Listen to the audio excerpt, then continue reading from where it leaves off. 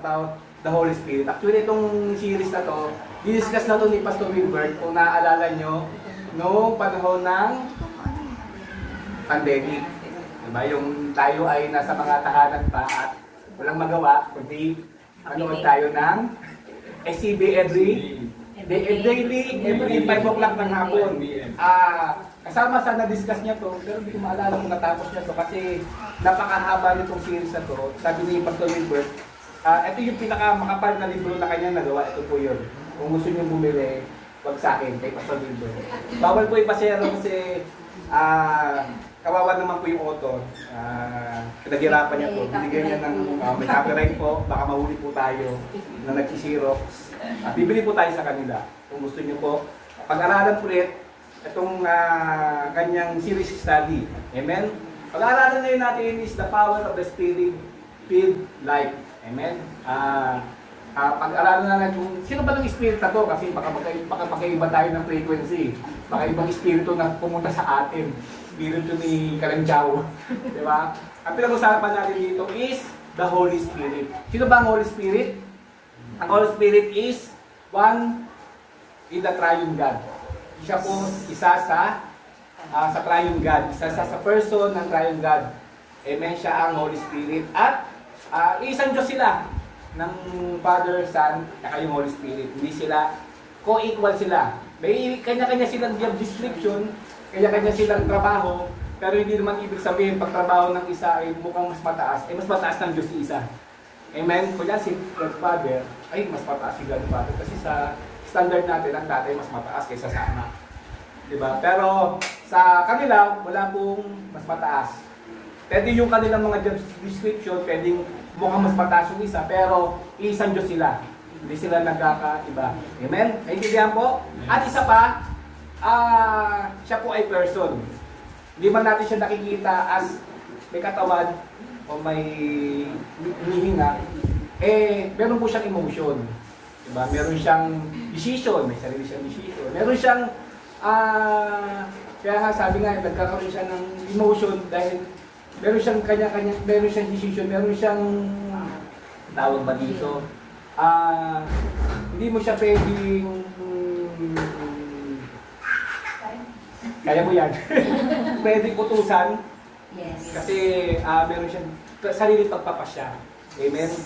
At introduction natin is, ang text natin is mula Acts 1:8 up to chapter 2, 1-47. Hindi na natin babasahin dahil masyadong mahaba na po. Amen. At ito po ang ating introduction. Sabi dito, to believe in God through our Lord Jesus makes you saved. Tayo, kung naniwala daw tayo, tinanggap natin ng ating Panginoong Hesus, tayo ay ligtas na. Pero sabi dito, but it is not enough. Hindi enough na hindi tayo naligtas. Ligtas tayo. Pero kailangan natin yung ating natanggap, merong magbunga. Amen. Kasi sabi ni Pastor Wilbert, kung hindi magbubunga, parang wala sa atin yung Espiritu ng Diyos. Parang hindi tayo naligtas. Diba? Kung sabi natin na, Lord, iligtas mo ako sa aking kasalanan, pero gumagawa pa rin tayo ng kasalanan. Parang hindi yata akma. Wala yata yung katotohanan. Kasi kapag niligtas tayo ng Lord, bilang utang na loob natin sa pagliligtas natin sa ating Panginoon, igagawa tayo ng mabuti. Amen? Agree ba kayo doon? Amen. Amen. Dapat gagawa tayo ng mabuti. Kasi niligtas tayo ng ating Panginoon. Sabi, you will be a Christian that is good for nothing if you are not growing. Amen? Kailangan daw tayo mag-grow. Diba sa isang field na isang farmer, kapag nagtanim niya, inaasahan niyang dalago. Wala namang farmer na hindi niya inaasahan dalaguin kanyang tinanim. Para siyang kumuha ng bato sa ulo niya. Kasi inaasahan niya, meron siyang faith sa kanyang ginawa. Na pag tinanim ko to, pagkatapos ng ilang buwan, is aani ako. Kasi magugulo dito. Amen? Kayo ba umaasa ba kayo na magugulo kayo as a Christian? Amen. Amen. Salamat po sa atin at naniniwala ako dahil nag-agree kayo, mag-grow tayo. Amen? Sabi dito sa next. Sabi sa 2 Peter 3:18, but grow in the grace and the knowledge of our Lord Jesus, our Lord and Savior Jesus Christ. Sabi dito, kailangan natin mag-grow. Kailangan natin mag-grow sa knowledge of our Lord. Paano tayo mag-grow? Ha? Paano tayo mag-grow? Kailangan natin mag-aral. Kailangan na mag-study. At tignan kung paano natin i-apply sa buhay natin. Kasi kapag hindi natin nag-aral, katulad dito, hindi tayo nag-study, Diyos, kaya nga sabi ni, pag may Paul reading tayo, hindi na Paul reading. Anong tawag? Paul studying and meditation. Kasi kung babasahin mo lang at wala kang makukuhang kahit papano, diba? Sayang na may pagbabasa natin. Tama ba? Kasi katapusan natin yung mula Genesis. Ilang beses na? Pangatlong beses na ba? Pangatlong beses na natin na matatapos from cover to cover ang Bible. Pero ba tayo natutunan? Kahit 50% lang. 50% ba natutunan? O nasa 10% lang? Kahit 10% lang. Basta na-apply natin sa buhay. Diba? Napakahalaga na yun. Amen? At least meron tayo na i-apply unti-unti. Hindi man nun 100%, meron tayo na-apply sa buhay natin unti-unti. Pero kung hindi na tayo mag-aaral, hindi tayo mag-upgrade, hindi natin malalaman yung knowledge ng Lord. Kung hindi natin malalaman yung knowledge, paano natin may apply? Diba? Ito pa rin yung gusto ng Lord. Hindi natin inaaral, hindi natin ma-apply. Diba? Parang yan sa batas, kapag di mo alam batas, hindi mo ma-apply sa buhay. Meron pala akong benefits na ganito. Diba? Kung alam mo, may nakukuha kapag meron kang alam. Diba? Kung meron tayong alam, may nakukuha tayo. Kaya nga tayo nag-aaral eh. Sino ba dito nag-aaral tapos sabi niya, hindi ako magtatrabaho? Ano ba dito? Ikaw, pag natapos ka ng mag-aaral, tatambay ka na lang. Diba?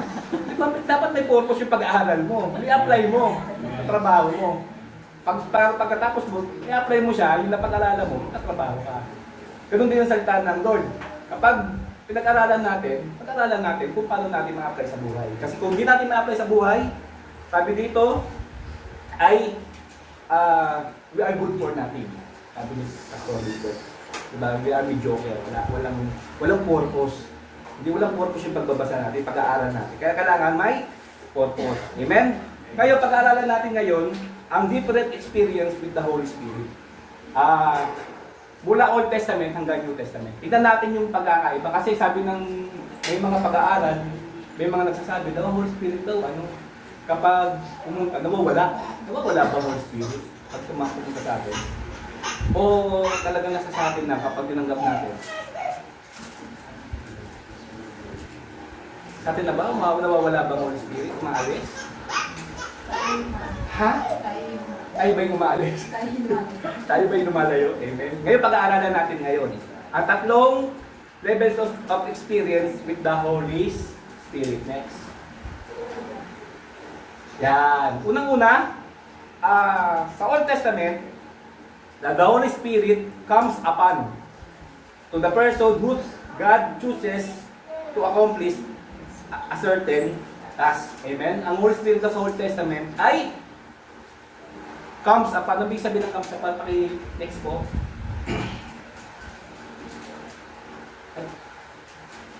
Sa 2 Samuel, makita natin dito sa 1 Samuel 16:13-15, pakibasa po. Ay, naman magbasa. Then Samuel took the horn of oil and anointed him in the midst of his brothers. And the Spirit of the Lord came upon David from the day forward.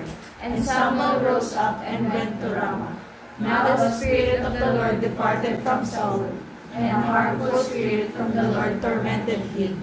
And Saul's servants said to him, Behold, now a harmful spirit from God is tormenting you. Amen. Dito sa 1 Samuel, sa Old Testament, makikita natin dito na dahil si Saul ay hindi naging masunurin sa ating Panginoon at marami siyang mga sablay, ang isa sa sablay niya, sabi ng Lord, ubusin mo yung mga Amalekites. Patayin mo lahat, wala kang titira. Pati mga hayop, mga bakahan nila, patayin lahat. Parang isipin, parang sama ng Lord, genocide yata yun. Pero hindi, judgment ng Lord sa mga Amalekites yun. Dahil ang mga Amalekites, nag-o-offer sila ng mga baby sa kanilang Diyos-Diyosan. O sa kanilang Diyos. Kaya nagalit ang Lord sa kanila, ubusin lahat. Kaya huwag natin isipin na Parang sama ng Diyos kasi pinapapatay lahat ng mga Amerika. Hindi po. Judgment yun ng Lord dahil sa kasamaan nila. Ang Lord ay meron siyang right para mag-judge ng nation ng tao. Agree ba kayo doon? Si Diyos yan. Amen. Kaya hindi namin siya pwede, dapat mapagmahal ang Lord. Hindi. Meron siyang papagmahal yun, meron siyang sign na pagmahal.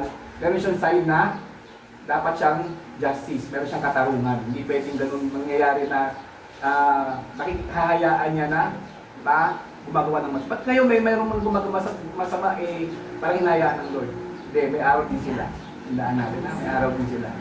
Sa tingin lang natin na hindi sila pinarurusahan ng Lord, pero dadating yung panahon, may judge lahat ng tao. Kahit tayo, i-judge tayo. Amen? Kaya, sabi dito, came upon, pag may JMC, dinagdag ko lang yan, wala dito po yan. Kasi baka magalit si Pastor Wilford, nagdadagdag ako sa libro niya. Came upon is defined in a dictionary as a fact, to find or meet someone or something unexpectedly or by chance. Sabi po ng ano yan, ng dictionary. Amen? Parang, nag-meet lang sa grupo o kaya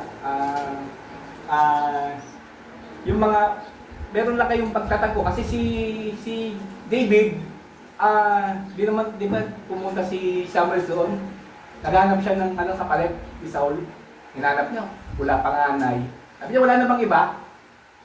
Meron pang anak, sabi ni Jesse, doon nasa herds niya pa. Papuntahin mo dito. Kumbaga unexpectedly. Yun naman ang hinanap niya nga. Diba, dapat ang i-anoint niya, panganay ni Jesse. Pero sabi ng Lord, hindi ka, huwag ka tumingin sa gwapo, hindi. Diba, mga gwapo talaga, lagi nakatingin tao. Pero, pinili niya si David. Diba, unexpected, di nga alam ni David, kaya tawag nga siya galing sa sa pag-aalaga ng tupa. Amen? Kaya by chance. Sabi dito, if a person by whom the Holy Spirit came upon continues to walk in disobedience, he will depart to another. Evil spirit will replace him. Amen? Sabi dito, sa Old Testament, ganyan ang galaw ng Espiritu Santo. Kung sino lang yung kanyang pipiliin na gagamitin niya para sa certain task, ayun lang yung kanyang puntahan. Kung tapos na, depart na siya, alis na siya. Amen? Ganun yung sa Old Testament. At pag hindi sumusunod, katulad ni Saul, diba, sabi nga ni Saul, ang yabang pa ni Saul. Sabi pagdating ni Samuel, nag-offer na kagad siya.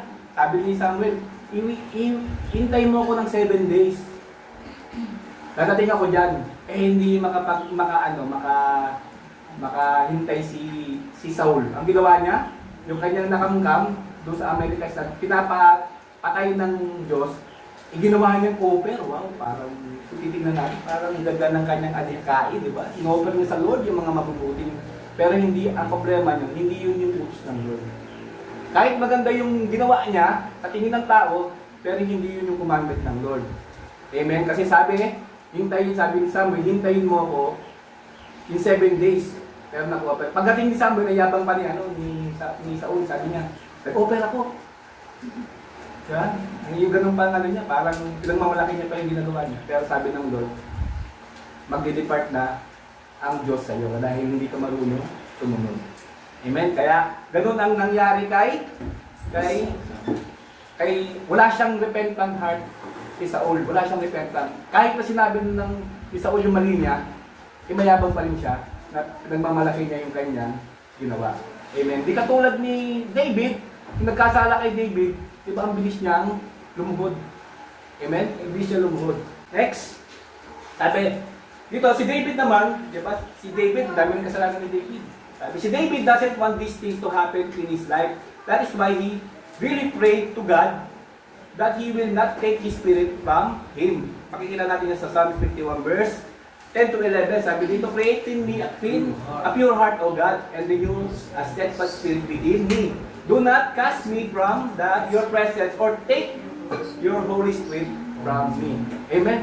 Kasi nakita niya kay David, nung nawala, kaya natakot siya. Sabi niya kasi alam niya na hindi niya kayang pangunahan ang bansang Israel kung wala ang banal na Espiritu. Amen? Hindi niya kaya. Kasi sa laki ng kanyang bansang ang dami niya pang kaaway, mga nakapaligid sa kanya. Kung wala ang banal na Espiritu, hindi niya kakayanin maghari sa Israel. Amen? Kaya natakot siya, kaya nagawa niya yung kanta na yan na na take not thy Holy Spirit from me. Ito yung panahon na pinapatay niya pinapatay niya yung asawa, ang asawa ni Bathsheba. Diba? Pinapatay niya para masolo niya si Bathsheba. Diba? Natindi ng kasalanan niya, murder and adultery. Kasi may asawa yung tao eh. Diba? Nabuntis niya si Bathsheba, may asawa pa. Ang ginawa niya, dahil para hindi siya mapahiya sa tao, kasi bawal nga yun sa panahon nila, pinapatay niya ng sikreto si asawa ni Bathsheba. Amen. Murder yun. Kasi sinabi niya sa commander niya, dali mo sa unahan yan para mamatay. Diba? Kaya, dumating si Prophet Nathan, sabi niya, masama yung ginawa. Ang ginawa ni David, nagluhod ka agad siya. Nagrepent ka agad siya. Amen? Kaya niya nakawa yung kanta na to. Dahil sa takot niya, dahil sa kasalanan. Kala niya hindi malalaman yung kasalanan niya. Kala niya natago niya. Pero, kita natin dito, in-expose siya ng Lord sa pamamagitan ni Prophet Nathan. At sobrang takot niya, nagawa siya ng kanta. Psalms 51 verse 10 to 11. Amen? Kaya yung panahon ng Old Testament, ang Holy Spirit come and go. Paki-next po. Sabi, this is how He operates in the Old Testament, yung Holy Spirit. He comes and go to and from a person God chooses. Sabi, kaya ito dinagdag ko. Prior to Jesus Christ's death, resurrection, and ascension into heaven, the Holy Spirit had come and go relationship with people. Bago pa namatay ang ating Panginoong Hesus o kanyang ascension sa New Testament, ganyan ang galaw ng Espiritu. Holy Spirit, come and go. Pero ang ating Panginoong Hesus ay namatay, nabuhay, nagbago yung kanyang relationship sa tao. Kung paano siya mag-operate. Amen? Sabi dito, but God promised that He will pour out His Spirit upon flesh in the day of the Lord. Amen? Sa huling araw daw. Kailan ba yung huling araw? Ha? Panahon natin ngayon yun. Nagsimula ang huling araw pag-resurrect ng ating Panginoong Hesus. Diba? Naniwala ba kayo doon? Doon nagsimula, 2,000 years ago, sinabi na ang ating Panginoong Hesus. Makikita mo yung temple na yan,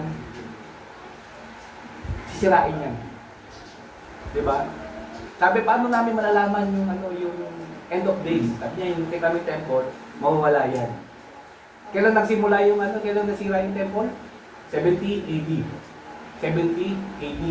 2,000 years ago na. Sinabi ng ating Panginoon. Hanggang ngayon, di ba? The day of the Lord. Or the last day ng tao. Amen? Kaya, merong bagong paggalaw ang Holy Spirit kasi pinamis yan, sa Joel. Ayan, basa po sa Joel. And it shall come to pass afterward that I will pour out my Spirit on all flesh. Your sons and your daughters shall prophesy. Your old men shall dream dreams, and your young men shall see visions. Even on the male and female servants in those days I will pour out my Spirit. Amen. Sabi dito, nakita ni Prophet Joel na in the last day, o pagka-resurrect ng ating Panginoong Hesus, hindi na kung sino-sino. Kung pwede, di ba? Kasi parang namimili lang siya ng tao na gamitin niya. Ngayon, sabi dito, I will pour out my Spirit in lahat na. Makatignan pa kay tapit yung iyong mga katabi. Sabi, kasama ka dun. Kasama tayo lahat dun, ha? Hindi lang si pastor, hindi lang ako, hindi lang yung mga music ministry. Kahit tayo mga nakaupo dyan, ay ipo-pour out ang Spirit sa lahat. Amen. Kaya hindi mo sabihin, ang Holy Spirit, ang Holy Spirit na kay pastora lang, na kay Elder Mina lang. Kasi sila yung matumatayo, hindi po. Lahat po. Amen. Ayan yung pangako ng ating Panginoon. Next. Sabi, pangalawa, baunag comes upon ngayon, the Holy Spirit is with you. Kasama-sama natin. Sabi sa John 14:15 to 17, pakibasa po. Jesus promises the Holy Spirit. If you love me, you will keep my commandments. And I will ask the Father, and He will give you another helper to be with you forever. Even the Spirit of truth, whom the world cannot receive, because it neither sees him nor knows him. Amen. Sabi dito, hindi pa namamatay ang ating Panginoon, hindi pa siya nagre-resurrect dyan. Kaya sabi niya, meron siyang gagawin. Bago, he will ask the Father na isend sa atin yung helper. Ano yung helper? Hindi siya, hindi katulong ha. Baka isipin yung helper na katulong. Ay, meron ako tagahugas ng plato. Then, there's the Holy Spirit. Amen. To be with you. Ito, tandaan nyo ha. Salitang forever.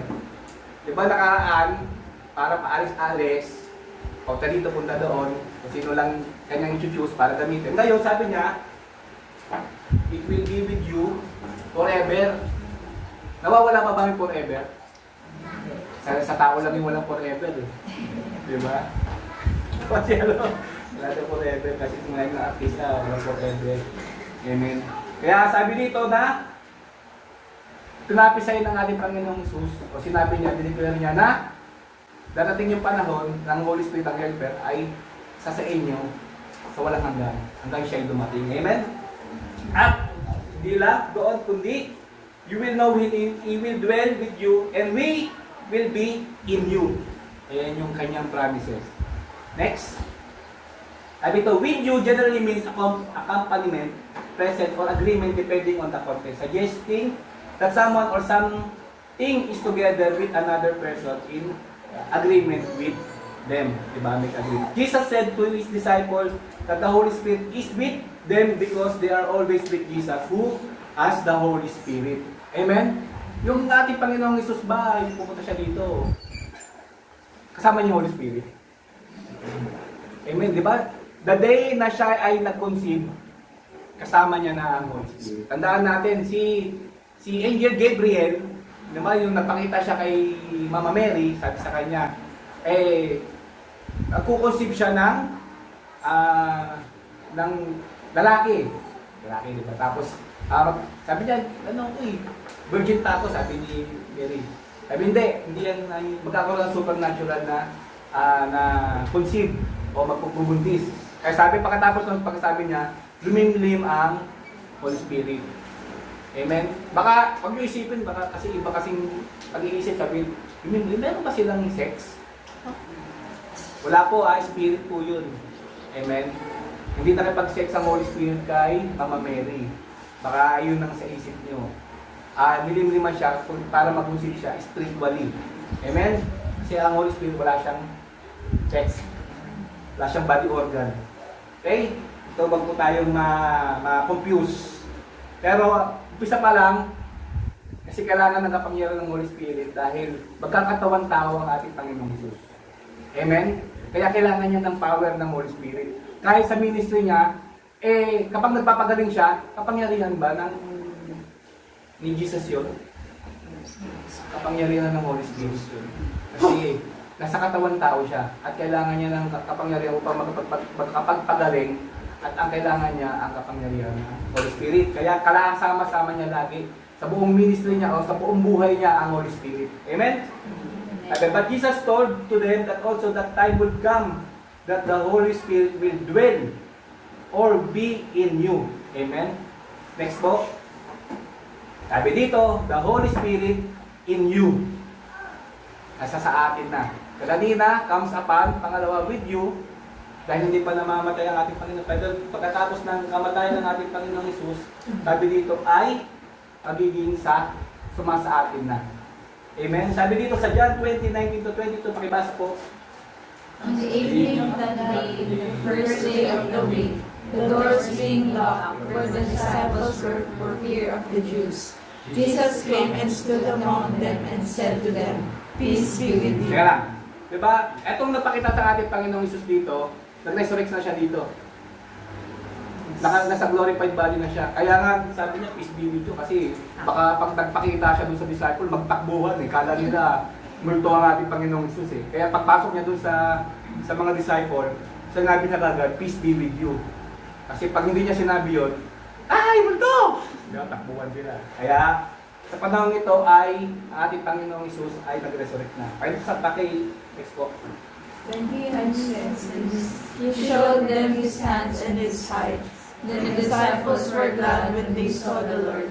Jesus said to them again, "Peace be with you. As the Father has sent me, even so I am sending you."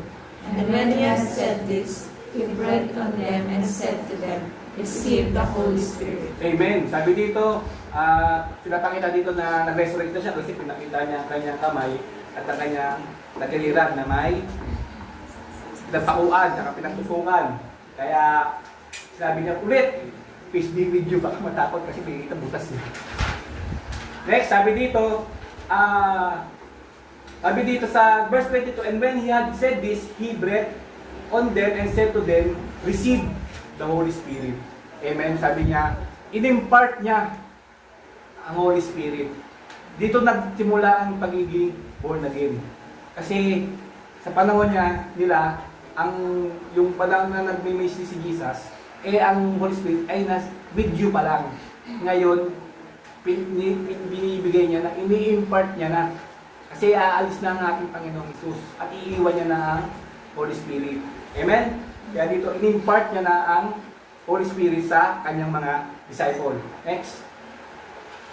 Sa Romans 8, sabi dito, "You however are not in the flesh but in the Spirit. If in fact the Spirit God dwells in you, anyone who does not have the Spirit of Christ does not belong to Him." Amen? Sabi dito, "And remember that if anyone doesn't have the Spirit of Christ living in Him, he is not Christian at all." Amen? Kailangan natin yung tinanggap natin ang ating Panginoong Hesus, kasabay ang Holy Spirit. Diba? Bakit? Bakit kasabay? Kasi una, hindi pwede mag-dwell ang Holy Spirit sa atin dahil we are a sinner. Diba? Hindi pa nababayaran yung kasalanan natin. Pero, nang nabayaran na ng ating Panginoong Hesus yung kasalanan natin, may tinanggap natin siya. Kaya nga sinabi, we are a temple of God. Diba? Binayaran na kasi yung ating kasalanan, pwede na tayong panahanan. At kasi sa panahon ng Old Testament, ang temple ng Lord is bato. Temple ng Mudyo. But nakatayo, nakikita. Pero sabi sa Bible na, in the last day, tayo na yung magiging temple. Diwala ba kayo doon? Amen. Kaya pag-ingatan natin ng ating katawan, ang ating buhay, kasi temple tayo ng Lord. Diba? Kung ang temple sacred, sabi mo sa katabi mo sacred. Sacred. Banal. Kaya wag nating hayaan na kung sino-sino, kung ano-ano ang nakakapasok diyan. Amen. Kasi nakakaya doon sa person na nasa loob. May ikaw ba, pag yung temple, yung bahay mo madumi, doon na kaya magpapasok sa loob. Diba may na kaya magpapasok sa loob. Kaya dito, sabi dito, kapag ang Kristiyano daw ay walang spirit ng Christ, o pagiging born again, walang Holy Spirit, hindi siya tinatawag ng. Maraming tao nagsasabing Christian sila, pero hindi nananahan ang Diyos sa kanila. Tingin mo kaya Christian sila? Pwede, sa bibig. Pero sa buhay, hindi. Kasi ang totoong Kristiyano ay nagbubunga. Diba? Nagbubunga. Next po. Sabi sa 1 John 3:9, ay basa po. "The one born of God makes practice of sinning, for God's seed abides in him, and he cannot keep on sinning, because he has been born of God." Amen. Sabi dito, pag born tayo sa Lord, o pagiging born again natin, kasi pag born again kasi born in spirit, kaya nga born again. Born in spirit o born of God. Amen? At sabi dito, ang born of God daw, merong seed. Ano ba yung seed na yun? Yung Holy Spirit. Binigay sa ating Holy Spirit para ano tayo? Para daw tayo ay wag nang magkasala. Amen? Kapag ang sa atin ng Holy Spirit, dapat huwag na tayong nagkakasala. Amen? Kakasala pa ba tayo? Nagkakasala pa ba tayo? Amen? Nakakasala pa tayo, pero hindi tayo nanatili sa kasalanan. Yes. Amen? Meron pa bang pang nagkakasala ba tayo? Nagkakamali tayo? Meron pa ba tayong, may nagsasabi sa atin, mali ang ginagawa mo? Kahit wala magulang mo. Kasi bisa kasi magulang mo sabi, uy, mali yan. Yung kayo lang. Meron ba nagsasabi sa iyo mali yung ginagawa nyo? Amen. Sign yan na meron kayong Holy Spirit. Kasi may mga tao gumagawa ng kasalanan pero baliwala lang sa kanila. Isa pa nga nasa Senado eh. Panood nyo ba? Diba? Sinabi na group effort kami, pero pagdating sa Senado, wala kaming alam dyan. Diba? Talagang lantaran talaga parang wala lang sa kanila yung kanilang ginagawa. Amen? Kasi wala yung Holy Spirit. Kala nila, tama pa yung ginagawa nila para sa bayan, pero mali pa rin. Amen? Tayo, dahil meron tayong Holy Spirit, mayroong nangungusap sa atin. Meron ba? Yes. Salamat sa sampung salve na mayroong nangungusap sa atin. May small voice na nagsasabi sa atin na mali yan. Amen? Pero, sabi ko nga, paano natin malalaman yung mali kung hindi natin alam? Diba dapat malaman natin mali? Paano tayo malalaman yung mali yung nagawa natin? Ha? Sa pamagitan ng Holy Spirit? Salita ng Lord. Yan, tama yan. Dapat bayahain natin yung batas. Kasi sabi nga sa batas natin is, ignorance of the law is except no one. Except no one. Hindi pwede sabihin mo, Lord, di ko alam yung batas. Diba? Hindi mo pwede sabihin yun. Bilang heavenly citizen, meron tayong dapat obligasyon na alamin natin kung ano yung mga batas na pinairal ng kalangitan. At hindi tayo pwede hindi sumunod. Kasi citizen nga tayo eh.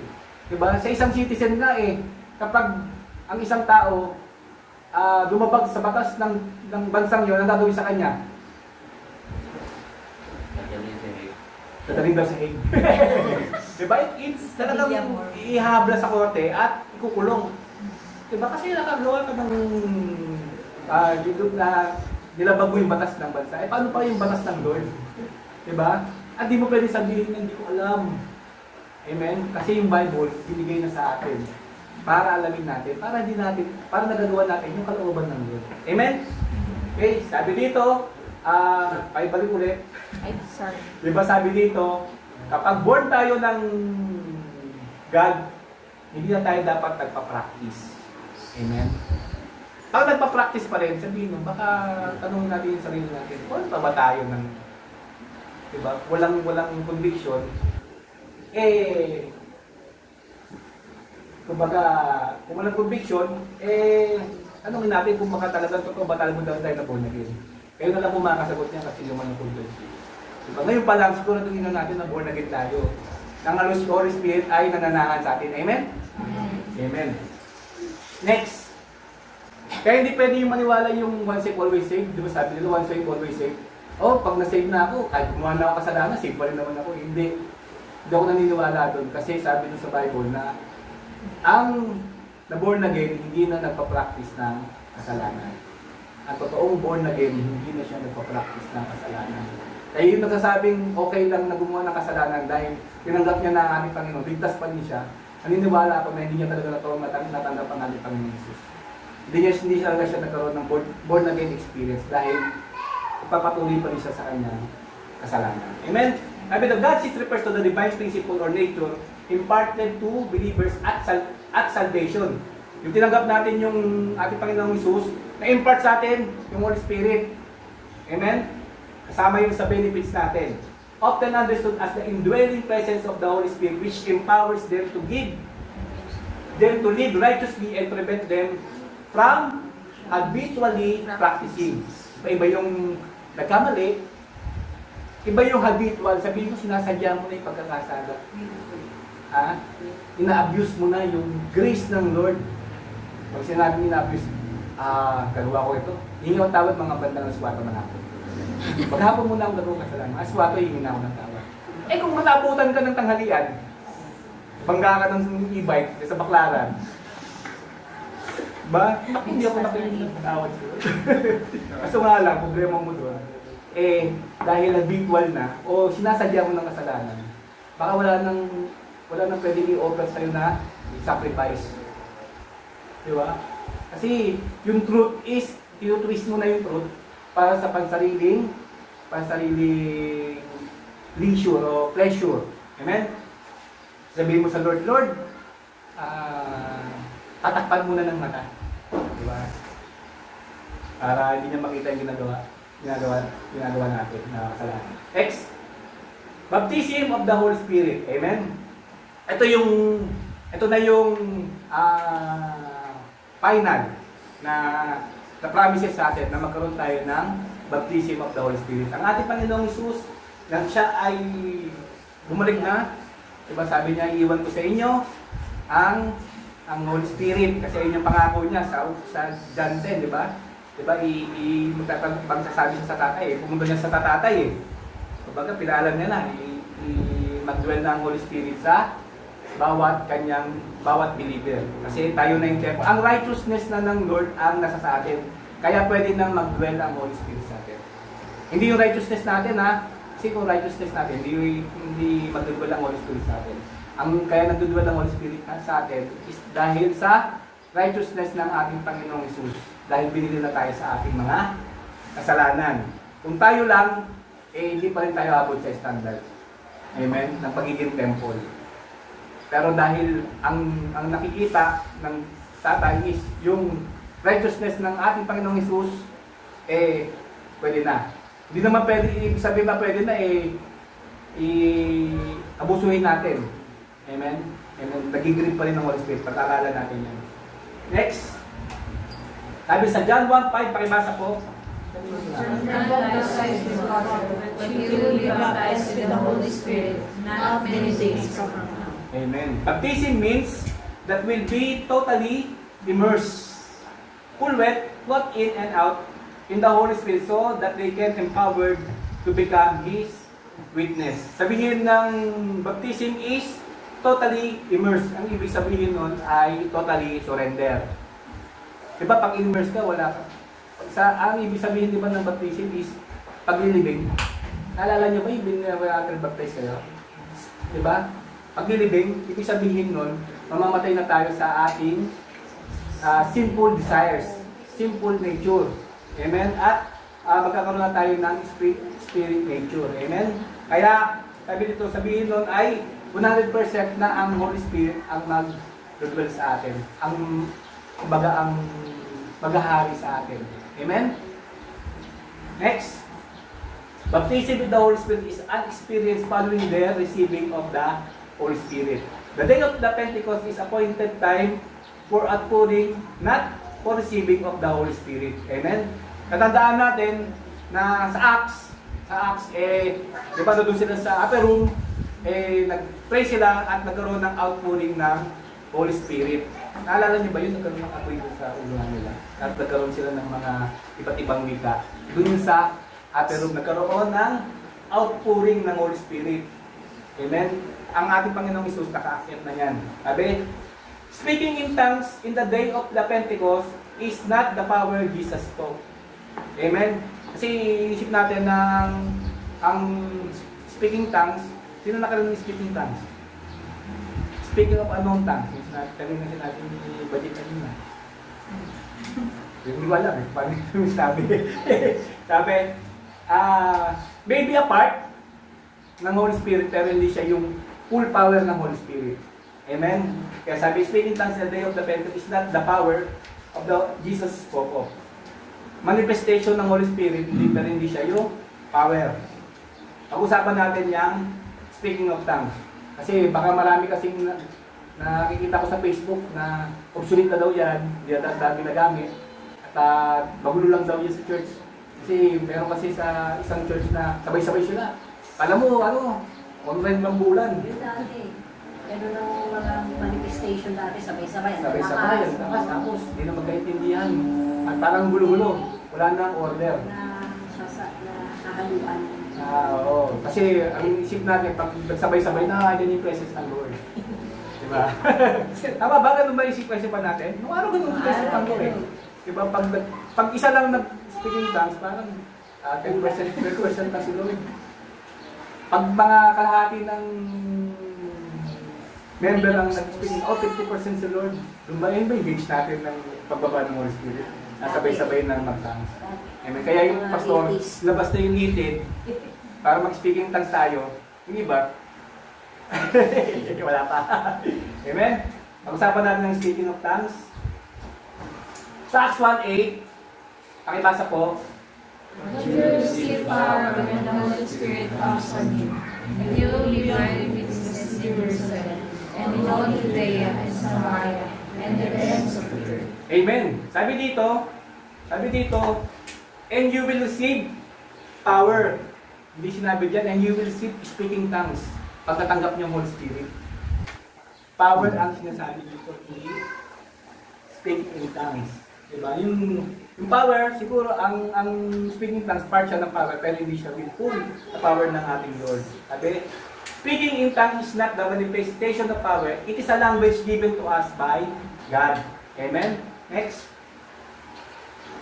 There are different kinds of tongues that we need to understand. Sa 1 Corinthians 12:7-11, pakibasa po. But to each one is given the manifestation of the Spirit for the common good. For to one is given the word of wisdom through the Spirit, and to another the word of knowledge according to the same Spirit. To another faith by the same Spirit, and to another gifts by healing of the one Spirit, and to another effecting of miracles, and to another prophecy, and to another distinguishing of spirits, and another various kinds of tongues, and another interpretation of tongues. Amen. Kaya nga sabi dito, ang daming power ng Holy Spirit na pwede nating tanggap. Diba? Sabi dito, Spirit of gifts of healing. Pipray ba tayo sa may sakit? Amen. Kahit sa ating sarili. Miracles. Prophecy. Ano pa tayo, Spirit of prophecy? O mga propeta lang ba dapat ang kailangan mag-prophecy? Wala na sumagot. Sabi dito, another is distinguishes another various kinds of tongues.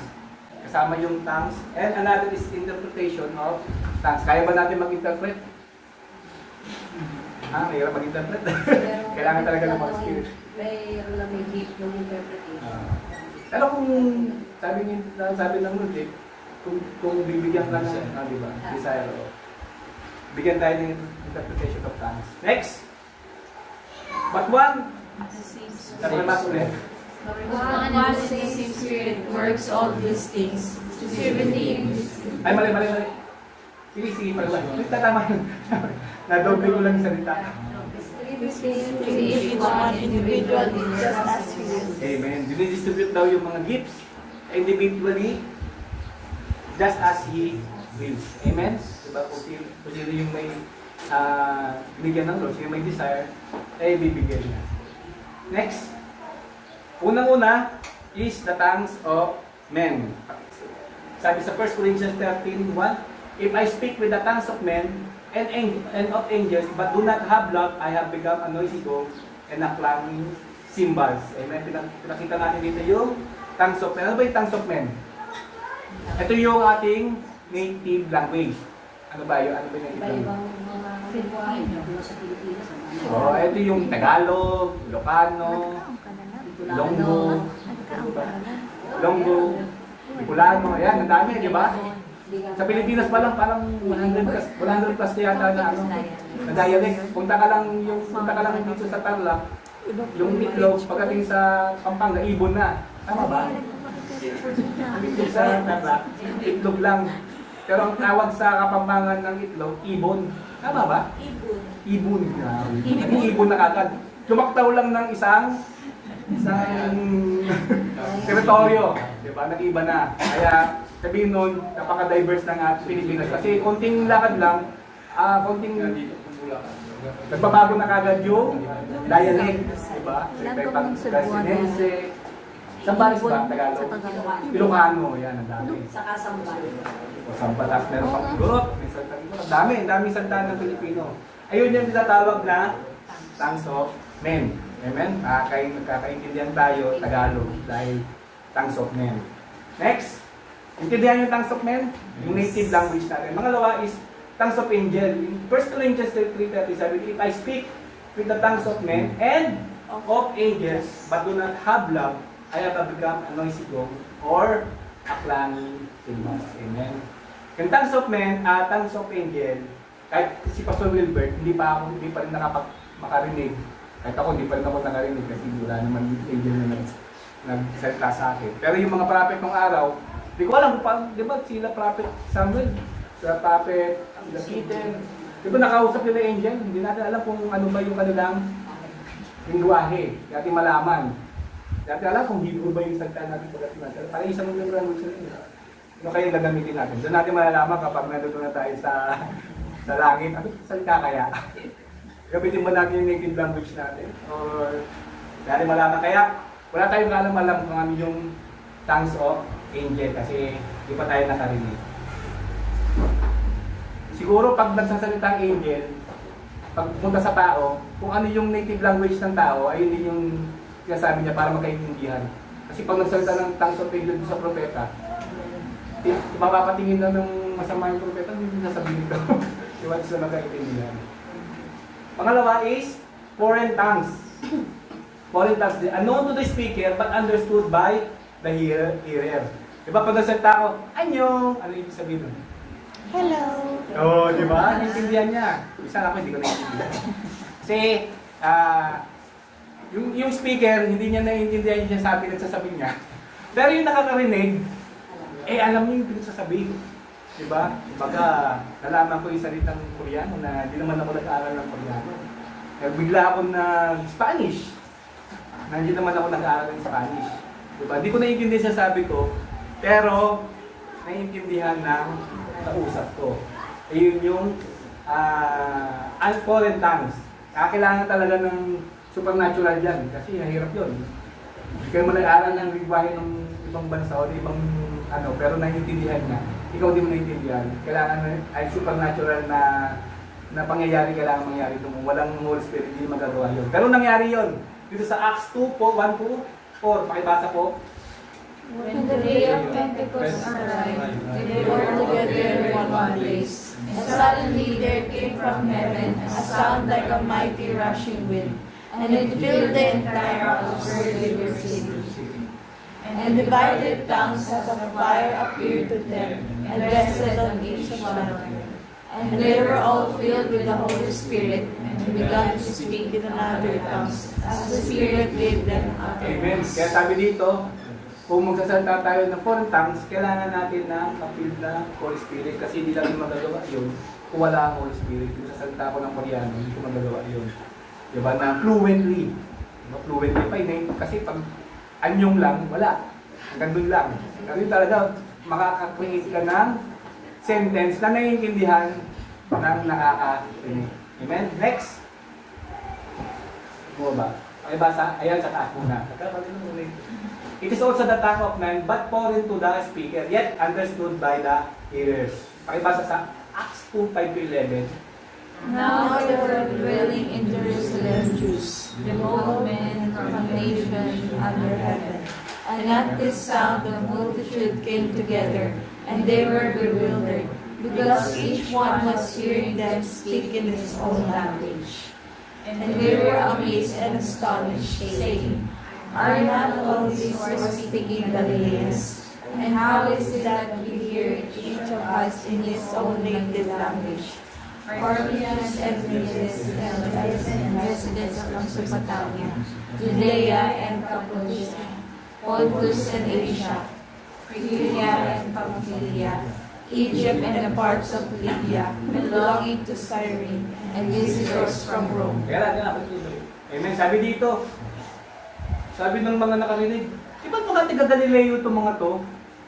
Bakit naririnig namin yung lingwahe namin sa kanila? Hindi naman marunong mag-ano yan, magsalita ng language natin eh. Kasi hindi naman nakapunta yata sa amin yan, pero nagsasalita sila.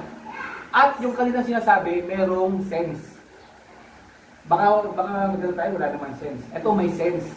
Merong kahulugan. Amen? Pakibasa sa sunod. Both Jews and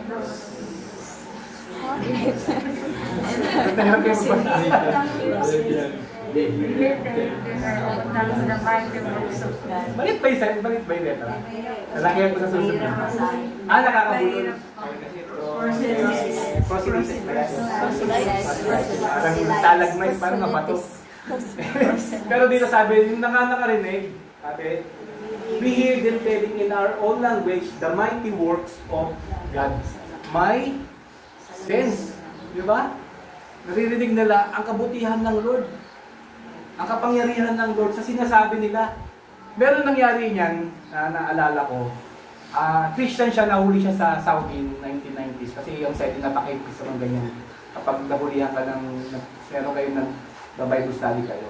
Kapag nahuli kayo, dadalhin natin kayo ng mutawa sa prison. Papaluin kayo ito yung biyernes. 30 lashes. 30 lashes. Habang pinapalo ng mutawa yung Christian na missionary, nag-speaking in tongues yung missionary. Yung mukha ng mutawa, parang binuhusan ng malamig na tubig na parang pusa. Sabi nung dahil sobrang takot niya sa sinasabi ng Christian na nag-speaking in tongues. Hindi niya, yung nagsabi, sabi niya, hindi mo alam kung nagsasabi ko. Pero yung mukha nung nakarinig, takot na takot.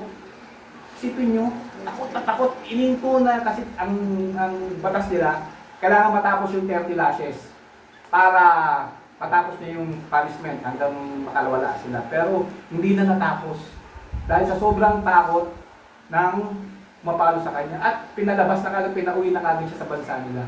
Hindi na tinapos yung kanyang punishment dahil nag-speaking tongue siya doon sa habang pinapalo siya. Miracle ba ng Lord yun? Yes. Miracle ng Lord yun kasi hindi niya naman alam pinagsasabi niya eh. Pero naiintindihan nung nakarinig. At hindi niya alam kung ano yung interpretation kasi hindi niya na daw nakausap yung mutawa na pumapalo sa kanya. Kung ano ba yung sinabi niya. Basta ito ang nakita niya lang, takot na takot yung mukha ng mutawa at hindi na natuloy na paluin siya. Binalik na kagad siya sa kanyang prison o sa kanyang cell. At ang bilis ng pinaalis, pinauwi na kanyang, pinadeport na kagad. Baka biglang magulap sila. Ba't gulap eh? Ba't lumiit eh? Pero ang galaw eh. Ganun ba yun? Teka lang ha? Amen. Next. Pangapat is the unknown tongues. Ito yung ating pinapractice. Language of the Spirit, prayer or heavenly language. Ayan, unknown tongues ang tawag sa ginagawa natin. Sabi sa 1 Corinthians 14:1-3, pakibasa po. Pursue love and earnestly desire spiritual gifts, especially that you may prophesy.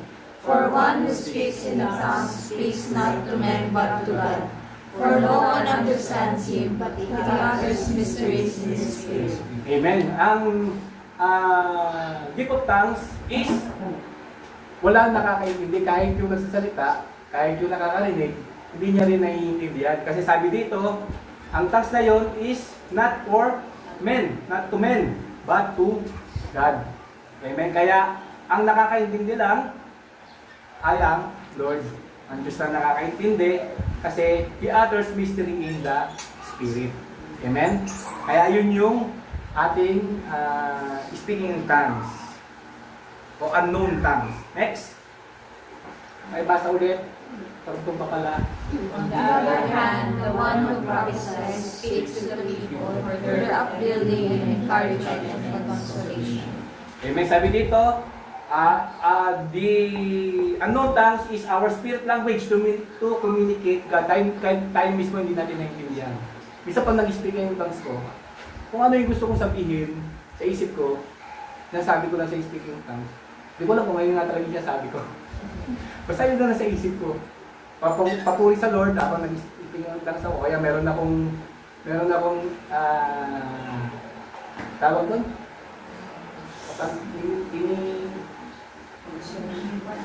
Hindi. Wala na sa isip. Intercede. Pag meron ako yung intercede na tao at wala na akong masabi, dahil nasabi ko na lahat, pag nag-speak ng tongues ko, nag-intercede pa rin ako sa isip ko. Amen? Kaya sabi dito, spirit language to communicate with God. Hindi ko alam kung ano yung sabi ko. Next. Pero alam ko is from God yun at ina-utter natin yung mysteries ng spirit natin. Sa 1 Corinthians 14:4, the one who speaks the tongue builds up himself, but the one who prophesies builds up the church. Praying in unknown tongues edifies himself. Amen? Yes, isa siya sa benefits ng isang Kristiyano. Kaya i-desire natin. Kasi it will edify us. Makakatulong to sa ating spiritual na pamumuhay. Pero hindi ko naman sinabi pag walang speaking tongues, hindi ka na Kristiyano. Pero i-desire natin. Amen? I-desire natin. Kasi isa siya sa benefits na malaking benefits sa spiritual natin na magkaroon tayo ng speaking in unknown tongues. Kasi it will edify us. Next. Sabi, but you, beloved, building yourself up the most holy faith and praying in the Holy Spirit. Paul wants us to speak in unknown tongues only if the usage is right. Amen. Next. Tama daw yung paggamit. Sabi, sa 1 Corinthians 45, now I want you all to speak in tongues. Gusto ni Pablo, lahat tayo, na magkaroon ng gift of unknown tongues. Bisa ni Pablo yan. Sabi niya, even more to prophecy. The one who prophesies is greater than the one who speaks in tongues. Pero sabi ni Paul, na magkaroon ng mas maraming prophecy. Kasi sabi nga sa unknown tongue, it edifies sarili. Pero ang prophecy is will edify the church. Mas malaki yung effect niya. Kasi lahat ng makakarinig may edify. Amen? Sabi dito, unless someone interprets so that the church may be built up. Kasi ang church ang nabibuild up kami pag merong spirit of prophesying. Kaso nga lang, ang problema, bibihira lang yung mga nag-i-interpret. Diba, bibihira lang yung nag-i-interpret ng unknown tongues. Supernaturally, kailangan nyo. Next. Nabis naman kayo. Speaking in unknown tongues in the church is not forbidden. Hindi pinagbabawal. Kaya huwag kayong maniniwala na, uy, bawal dapat yung skills namin. Dapat lang, meron lang orderly manner. Meron lang pagkakaayos. Amen? Sabi dito, 1 Corinthians 4:39-40, so my brothers earnestly desire prophecy. Do not forbid speaking in tongues, but all things should be done decently and in order. Amen? Ano ba yung decently and in order? Sabay-sabay ba? Pag nasalta ba tayo, kunyari, nasasakusap kami, di ba, Jake, tapos biglang sasabihin si habang nakapag-usap kami, tapos biglang sasabat si nanay, sasabat si habang nag-usap kami. Tingin mo kaya makakapag-usap kami ng maayos? Di ba parang ang gulo? Di ba ang gulo? Kunyari si Pastor, nag-speaking tongues ng malakas, tapos si nag-speaking ng malakas. Alam mo sila yung nag-uusap, hindi mo pala sila nagkakaintindihan, nagsisigawan sila. Tingin nga sa orderly manner yun. Di ba parang hindi rin? Di ba? Kung di mo lang, paganda sabi nga, kung magiging hindi lang decent and in order, ayusin natin. Hindi naman pinagpo-forbid, hindi naman pinagbabawal, pero dapat nasa ayos. Amen? Agree ba kayo doon? Amen. Amen. Pag meron nang nagsasalita, huwag yung sabayan, hindi naman kayo nag-uusap eh. Diba? O, pwedeng hinahinaan lang, pwedeng sa ilo. Kasi sabi nga, pag nag-speaking tongues tayo, ang na-edify yung sarili natin. Amen, tayo. Kung ipagsisigawan natin, hindi man na-edify yung tongue kasi hindi niya rin naiintindihan. Kaya dapat in orderly manner. Next.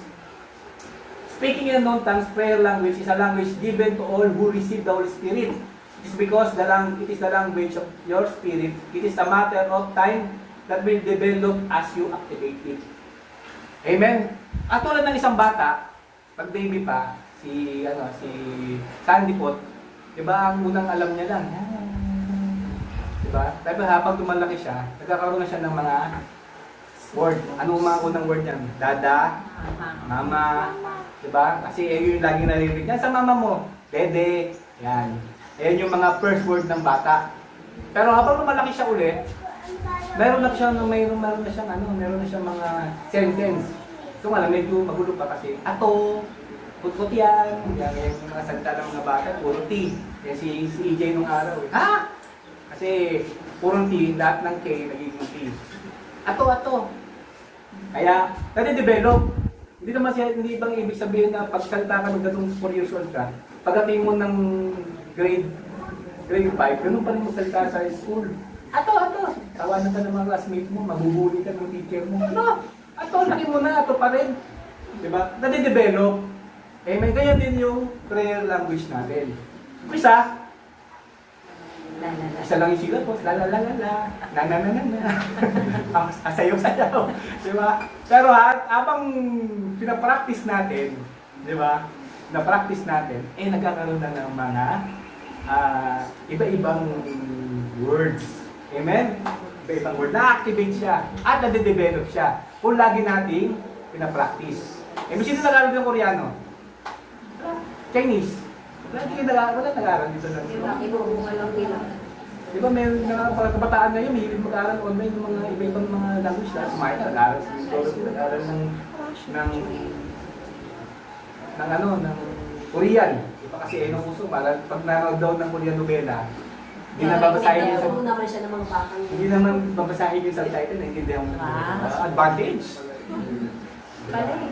Tsaka yung emotion na ano mo na nakuha mo na kasi Koreano. Gano'n sila mahilig sila. Parang may tema.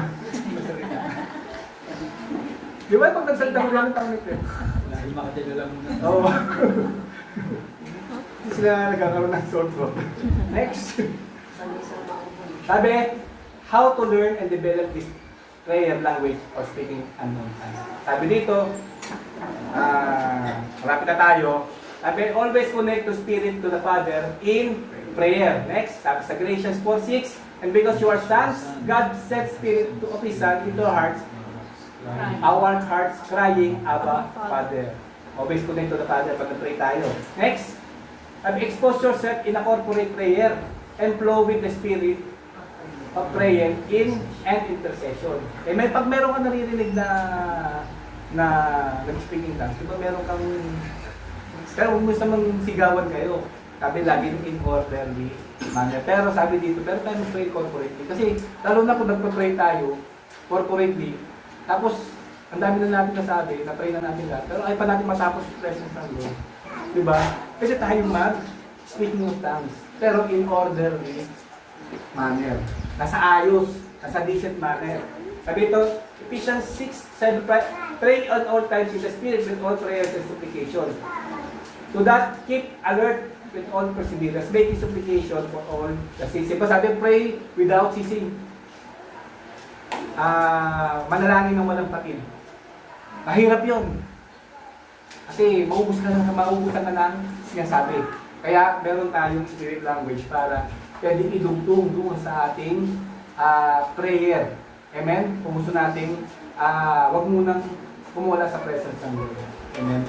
Next.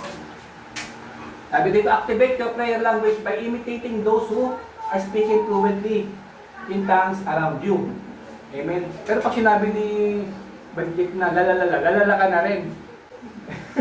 Kasi sabi, imitate daw eh. Lalala. Sabi isa, hindi ganun, sabihin nun, magkaroon kayo ng same atmosphere. Ayan. Pero hindi man ibig sabihin na imitate mo kung exactly na sinasabi ng, ano pa sabi mo? Alam ko na.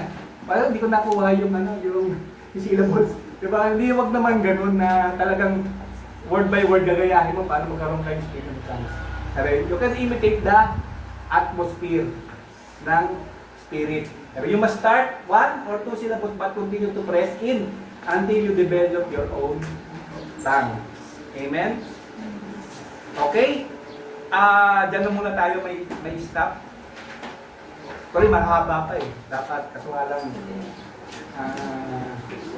to be continued na lang. Ha? Okay pa sa inyo yun? Meron naman kayo natutunan. Amen. May natutunan kayo. Kaya, tsaka naliwanagan kayo about speaking tongues. Kaya pag may nagtanong sa inyo, may iba-iba palang klaseng ng speaking of tongues. Diba? Hindi lang yung naririnig lagi natin na unknown tongues. Amen? Tayo po ay tumayo. Tayo po ay mananalangin. Hallelujah. Lord, maraming salamat po Panginoon sa umagang ito. Salamat po kami sa mga salita na patuloy Lord na namin natututunan. Maraming salamat po at ikaw po ang magbigay sa amin ng kalakasan Lord upang ma-apply namin sa aming buhay. Lalong-lalo na Lord yung speak of unknown tongues Lord. Dahil ito ay magpapa-edify para sa amin Lord. Kung may give kami ng prophecy Panginoon, bigyan mo rin po kami Lord upang ma-edify Lord ang church. Maraming salamat po, Panginoon. Ikaw, Lord, mag-bless ng bawat isa. Ikaw po ang may taas. I-bless mo, Lord, ang aming mga hanapbuhay. Bless mo, Lord, ang aming mga trabaho, Lord. At thank you, Lord, ikaw po ang mapupurihan, Lord, sa aming marketplace, Panginoon. Maraming salamat po. Ito po ang aming samot na lagi sa tayong pangalan ni Jesus. Amen.